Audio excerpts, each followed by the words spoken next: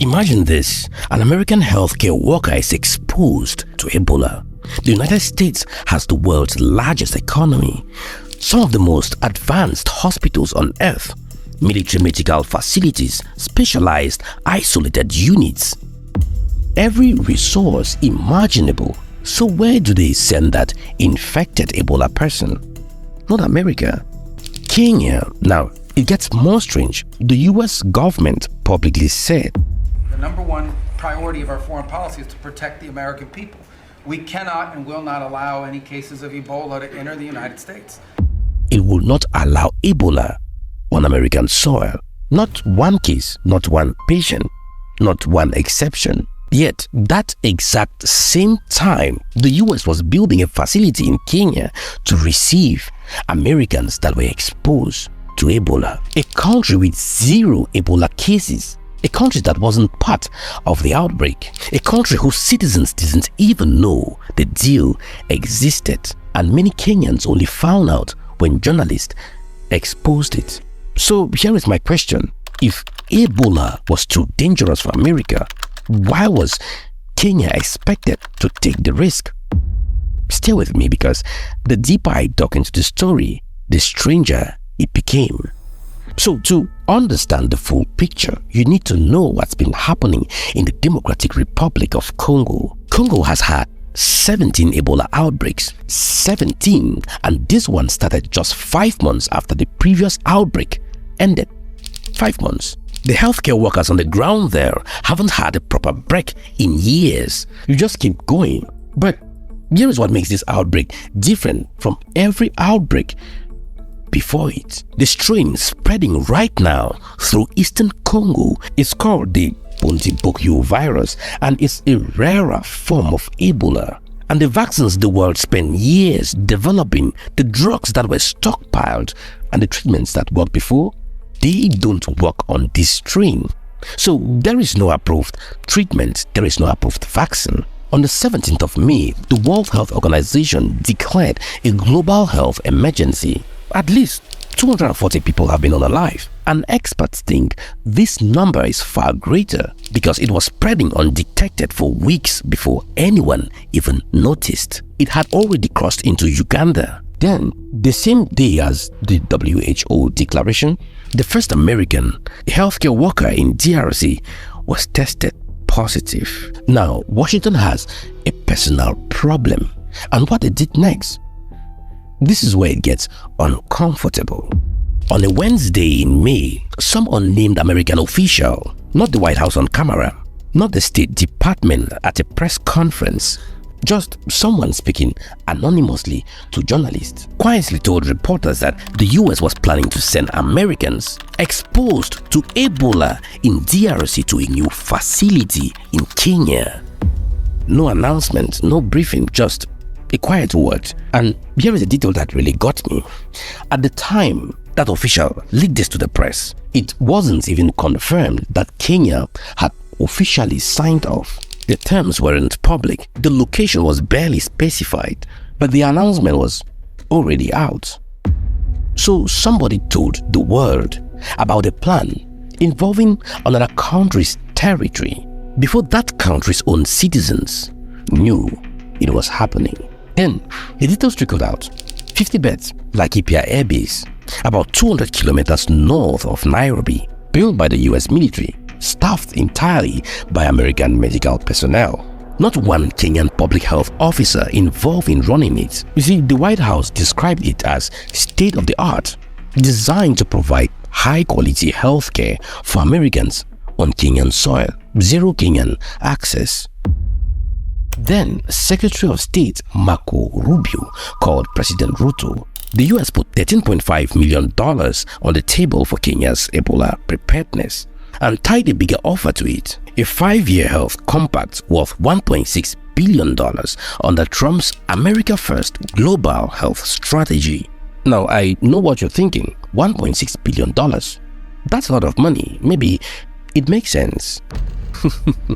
Wait, that $1.6 billion is already $400 million less than what America was already giving Kenya under previous health agreements. You see, they cut it down funding came back with a smaller number and attached a biocontainment facility for American citizens and called the whole thing partnership.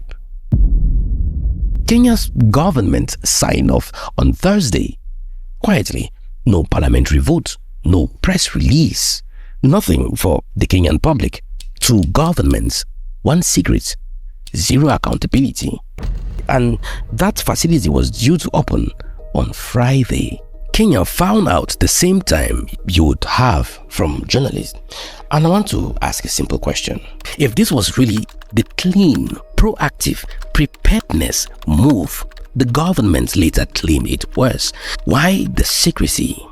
Because proactive governments don't hide good news. You see, when Kenyans found out, it wasn't slow burn. Within hours, the main doctors' union, the Law Society of Kenya, the civil society organizations were intervening on Twitter. They went straight to court. The Kenya Medical Practitioner Union put out a 48-hour strike threat.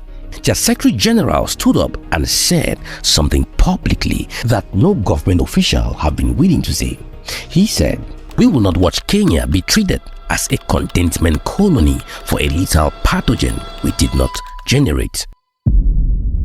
A containment colony from a doctor. Then the Law Society warned Kenya didn't have the infrastructure to safely run this kind of facility. Then the Katiba Institute filed a petition arguing the deal was done without public participation, without parliamentary oversight, with no disclosed terms. You see, their phrase for it was the externalization of infectious disease risk management to the Kenyan territory, which is a very measured legal way of saying America decided your country is the right place for its problem. And then this is the detail that surprised me most. Even inside the US government, not everyone was on board. CDC officials reportedly pushed back. The acting director of the CDC reportedly advised against this plan. People inside CDC were described as furious. They were worried it would make recruiting healthcare workers for African missions nearly impossible moving forward. So, Kenya's doctors were against it. Kenya's lawyers were against it. Kenyan citizens were against it. And America's own health experts were against it. So, who exactly wanted this? Now, I want to be fair here. I think you lose credibility when you only show one side. The Kenyan government did come out and defend this. Let me show you what they said. Last night alone, the president of Kenya had to convene an update session with key development partners and the international community and the UN because of the threat of Ebola. And to see how, again, we can collaboratively work with the international community to protect Kenya, but also to be a responsible member of the international community. You see, the preparedness argument isn't wrong. Kenya does need this infrastructure, but it doesn't answer the real question. If you are building 16 facilities because you are proactive, why did Kenyans have to find out about this from a journalist? And this specific facility had no Kenyan doctors inside, no Kenyan oversight. You see, if something goes wrong inside there, Kenya gets the consequences with zero access to information. That's not preparation. That's exposure with no insurance. Hours before the facility was supposed to open, Friday morning, Kenya's High Court Judge Patricia Nyamweya issued emergency conservatory orders. She barred the government from establishing or operating any Ebola-related facility under the arrangement. She barred the entry of anyone exposed to or infected of Ebola. And the next hearing is on 2nd of June. The facility the US built went silent, empty, built, staffed, going nowhere. And notice what actually stopped this. Not Ruto, not a diplomatic walk back, not even a government statement. Kenya's independent courts, moving faster than the politics for people who were never consulted. You see, there is an old saying, until the lion learns to write, every story will glorify the hunter. This week in Kenya, the lion wrote. Now, let's zoom out a little because this is something much bigger than Kenya. In late 2025, the Trump administration pulled apart large pieces of US aid and replaced them with the American First Global Health Strategy, country by country deals, one-on-one with African governments. By May 2026, at least 22 countries had signed. The total committed to this was around $11 billion. But Africa CDC Director Jean Cassia has been raising the alarm. Many of these deals come with conditions buried inside. Health surveillance data, genomic data, pathogen samples flowing to US institutions. Those institutions develop drugs and vaccines from that data. And there is no guaranteed path for the countries that gave the samples to get those treatments back at affordable prices. The Guardian called it bluntly, patient data in exchange for dollars. In Nigeria, religious freedom conditions were reportedly tied to family planning funding.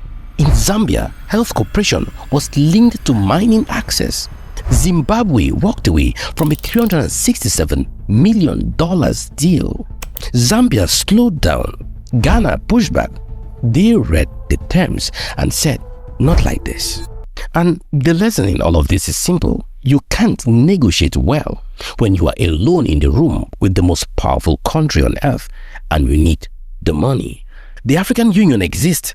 Africa CDC exists. These frameworks are there. The question is whether governments even use them or keep bypassing them for quick bilateral deals where the power gap is not equal. There is a Swahili proverb, hurry has no blessings. These deals were done fast, built before the public knew. And every time you move that quickly in the light, someone eventually turns the lights on. Kenya's courts did, and the whole world saw what was inside. So where are we? The facility at Laikipia is still there, built, staffed, empty. The Ebola outbreak in DRC is still active. And Ruto now has a situation to navigate a situation where his own government signed something his own people stopped in court. Now, the diplomatic situation in Kenya doesn't go away. One court order doesn't erase that. But here is what I want you to hold onto. Kenya's institutions worked. A judge moved faster than the politics. Doctors used the language of sovereignty before any diplomat did.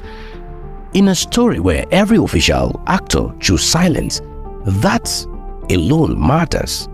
If this isn't a signal to every African country that signed one of these deals, I don't know what will be.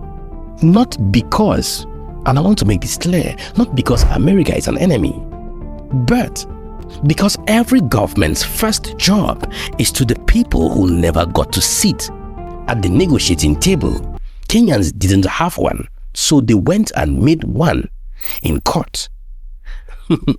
I want to hear what you think. Did the court get it right? And for the bigger picture, should African governments be negotiating deals like this alone or collectively through the EU? Drop your comments below. If this was useful, send it to someone who needs to hear it. See you in my next video. Bye.